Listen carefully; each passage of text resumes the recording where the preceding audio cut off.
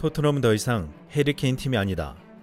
토트넘은 포스테코글루 새 감독 밑에서 재탄생했고 손흥민과 제임스 매디슨은 새로운 리더가 되었다. 포스테코글루의 토트넘은 케인 없이도 잘 작동한다. 손흥민은 빛난다. 영국 현지에서 역사적인 헤트트릭을 기록한 손흥민에 대한 극찬이 쏟아지면서 영국 각종 일간지에서 손흥민의 사진이 일면을 장식했습니다. 프리미어리그 이번 4라운드에서는 무려 28년 만에 하루에 3명의 선수가 헤트트릭을 기록했는데 영국의 관심은 오로지 손흥민의 헤트트릭이었습니다. 경규 영국 BBC는 이번 프리미어리그 4라운드 베스트 11을 발표했습니다. 축구 전문가 가스 크룩스는 3-4-3 포메이션을 바탕으로 손흥민을 포함해 이번 라운드에서 헤트트릭을 기록한 3명의 공격수를 모두 리스트에 올렸습니다. 그리고 토트넘의 새로운 주장단 3명의 선수 손흥민, 매디슨, 로메로가 모두 포함되어 있었습니다. 손흥민이 포함된 것도 의미가 크지만 이 3명 모두가 포함된 것 또한 주목받았습니다. 손흥민이 토트넘의 새로운 캡틴이 되면서 토트넘의 헌신과 희생을 앞세운 변혁이 몰아칠 것이라고 했는데 손흥민과 함께 매디슨과 로메로는 그라운드에서 솔선수범하며 나란히 골까지 넣었습니다. 손흥민은 개막전 포함 3경기에서 주장 완장을 차며 동료들의 득점을 만들어주는데 초점을 맞췄습니다. 하지만 벌리전에서는 스트라이커로 기용되면서 골을 넣는 데 집중했고 놀라운 결과를 만들어냈습니다.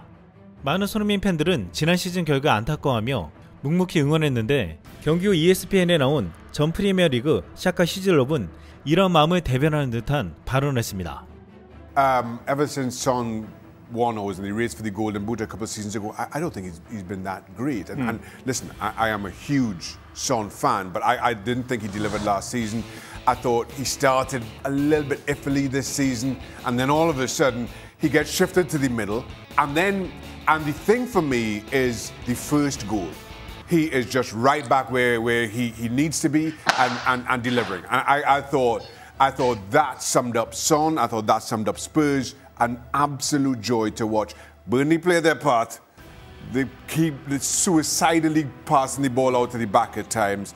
But you've got to enjoy everything about Spurs right now. 로메로는 지난 월드컵이 끝나고 토트넘으로 돌아왔을 때 큰 불화가 있다고 폭로한 바 있습니다. 당시 에스턴 빌라전에서 0대1로 졌는데 팀은 완전히 분열되었고 코치와 선수들이 같은 방향으로 가지 않았다고 했습니다. 프리미어 같은 경쟁이 심한 리그에서는 같은 방향으로 달리지 않으면 정말 어려운데 로메로는 엔제 포스테코글루의 도착 이후 스퍼스 캠프 팀 내 분위기가 완전히 달라졌다고 말했습니다. 여기는 팀의 핵심인 손흥민을 주장으로 임명하고 매디슨과 로메로를 부주장으로 임명한 것이 큰 역할을 한 게 분명했습니다. 과거에는 상대팀이 손흥민과 케인만 막으면 토트넘을 무력화시킬 수 있다고 큰소리쳤지만 이제는 일부 선수만 막아서는 당해낼 수 없는 막강한 팀이 되어가고 있습니다. 이번 시즌 토트넘 득점자는 손흥민을 비롯해 모두 7명이 되었다는 것이 이것을 보여주고 있습니다. 손흥민에게만 집중 마크하던 상대팀의 전술이 달라질 수밖에 없는데 이것은 손흥민의 경기력에 큰 영향을 미칠 것이라고 했습니다. 이번 벌리전 5대2 대승에는 손흥민을 원톱으로 기용한 전술이 있었다고 평가하고 있습니다. 영국 언론 및 팬사이트들이 손흥민의 헤트트릭과 스트라이커 자리 변동을 조명하며 손흥민을 스트라이커로 중용한 엔지 포스테코글루 감독의 용병수를 극찬했습니다. 토트넘 팬사이트 스퍼스앱은 손흥민과 시사일성의 격차는 점점 벌어지고 있다며 손흥민이 지금처럼 스트라이커로 건강하게 뛴다면 내년 겨울 이적 시장이 시작되는 1월 1일까지 13골을 넣을 것이다. 손흥민은 계속 지나고 있다 라고 말했습니다. 지난 8월 15일 해리 케인이 바이에른 뮌헨으로 떠나자 과거 토트넘을 감독했던 해리 레드냅은 손흥민에 대한 예언을 한 바 있습니다. He couldn't fill Harry's boots. No, he's not in the same level as Harry Kane. But he's got to do better than what he did last year for sure. He's played in the Brazilian team. He's a regular in their team. Played in the World Cup. So scored goals at Everton. Did okay there. But I think Son will play through the middle. I think that's probably they'll let him off the leash and stick him through the middle. I think that's where he wants to play. So that will be interesting to see how he does up there. He'll score goals. Son, he'll get between 15 and 20 goals. I would think this year. 레드냅은 손흥민을 중앙에서 자유롭게 놔두면 20골까지 넣을 것이라고 했는데 이번 경기를 통해서 레드냅의 이 인터뷰 발언이 재평가되고 있습니다. 손흥민이 원톱으로 전환되면서 손흥민의 가장 큰 장점인 스피드와 공간을 찾아가는 지능적인 감각이 살아났다고 말하고 있습니다. 이번 시즌 경기에서 손흥민의 스피드가 빨라지고 있다고 했는데 여기에는 메디슨과 솔로몬의 존재가 큰 역할을 하고 있습니다. 지난 시즌 페리시치가 한 템포 느린 플레이와 크로스로 공격의 흐름을 끊어놓고 케인도 다소 정적인 플레이를 펼쳤기에 손흥민의 장점인 스피드가 살아나지 못할 때가 많았습니다. 하지만 케인의 10번을 물려받은 메디슨이 오면서 활발한 움직임을 바탕으로 팀의 속도를 끌어올리는 플레이메이커 역할을 제대로 해내고 있습니다. 잉글랜드 대표팀에서도 국가대표로 활약 중인 메디슨은 경기를 읽을 줄 아는 넓은 시야와 정확한 패스, 날카로운 슈팅을 가지고 있습니다. 그동안 토트넘에는 과거 에릭센과 같이 중원에서 경기를 풀어주는 미드필더가 없었는데 이 때문에 케인이나 손흥민이 고립되고 답답한 나머지 중원으로 내려올 수밖에 없었습니다. 하지만 메디슨이 들어오면서 손흥민은 더 이상 아래로 내려오지 않아도 됩니다. 이런 불필요한 에너지를 쓰지 않는 대신 전방 압박을 하며 공간을 찾고 예리한 슈팅을 하는데 쓸 수 있게 되었다는 것입니다. 국내 팬들은 완벽한 손흥민의 도우미로 팀의 창조성을 불어넣는 메디슨을 보고 이렇게 말했습니다.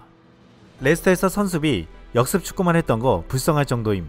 진짜 에릭센이고 뭐고 훨씬 더 잘하던데. 볼 배급 전진성, 탈압박, 패스 슈팅이며 진심 좀 놀라움.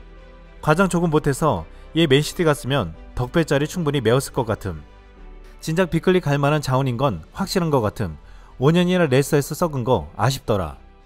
메디슨은 지난 2018년 여름 레스터시티에 입성하면서 레스터시티 에이스로 성장했습니다. 2021-2022 시즌에도 리그 12골 8도움, 지난 시즌에는 리그 30경기에 출장해 10골 9도움을 기록했습니다. 하지만 레스터시티가 부진을 거듭하다가 지난 시즌 강등되었는데 로저스 감독의 역습 전술에 홀로 고군분투했다고 했습니다. 영국 디 애슬레틱은 레스터 선수단이 로저스 감독의 전술에 대해 좌절하고 있고 환멸을 느끼고 있다. 마치 라니에리의 말년을 보는 것 같다 라고 보도하기도 했습니다. 이것은 마치 지난 시즌 콘테 감독의 몰락과도 비슷했는데 손흥민도 메디슨과 같이 수비 중심의 역습 전술에서 자신의 장점을 충분히 발휘하지 못했습니다. 그러기에 이번 시즌 포스테코글루 감독의 전방 압박과 공격 중심의 빠른 전술에서 손흥민과 메디슨은 그동안 억제되었던 놀라운 파괴력을 보여주고 있다고 말하고 있습니다. 또한 이번에 손흥민에게 조언을 받으며 결정적인 두 번의 어시스트를 한 솔로몬도 주목되고 있습니다. 일각에서는 손키 듀오에 이어 이제는 손흥민과 솔로몬의 이름을 합친 손노먼 조합이 빛을 발할 것이라고 말하고 있습니다. 솔로몬의 가장 큰 장점은 놀라운 스피드인데 167cm의 작은 신장이지만 엄청난 스피드를 탑재한 드리블 돌파가 굉장하다고 평가받고 있습니다. 이 때문에 토트넘에 영입될 때 손흥민 이스라엘 버전이란 말이 나오기도 했습니다. 솔로몬은 오른발 뿐만 아니라 약발인 왼발도 곧잘 사용하는데 자신의 빠른 스피드와 양발의 연계 간결하고 빠른 템포에 직선적이면서도 기술적인 드리블을 구사합니다. 또한 키가 작고 왜소하지만 신체 무게중심이 낮게 잡혀있어 이를 바탕으로 상대가 앞에 있을 때 상대를 벗겨내는데도 능합니다. 원래 왼쪽 윙어 자리에서 손흥민 백업이 될 것이라고 했지만 손흥민이 중앙으로 옮겨가자 이 자리를 맡았는데 손흥민과 환상적인 호흡으로 눈도장을 찍었습니다. 지난 시즌 페리시치의 느린 발과 한 템포 느린 패스와 비교해 솔로몬은 완벽하게 대비되고 있습니다. 지난 시즌 손흥민은 팀에 헌신했지만 팀 전술에 희생당했다는 말을 들었습니다. 하지만 이번 시즌 손흥민은 엔제 감독의 공격적인 전술 아래 메디슨, 솔로몬 등의 도움을 힘입어 놀라운 활약을 예고하고 있습니다. 이상 쓸망이었습니다.